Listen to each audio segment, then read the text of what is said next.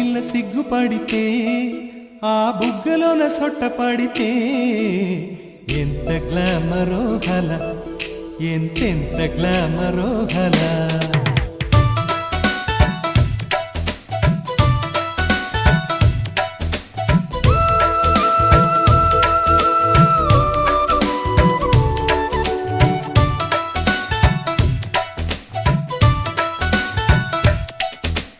ఆడపిల్ల సిగ్గుపడితే ఆ బుగ్గలోన సొట్ట పడితే ఎంత గ్లామరో గల, ఎంతెంత గ్లామరో గల.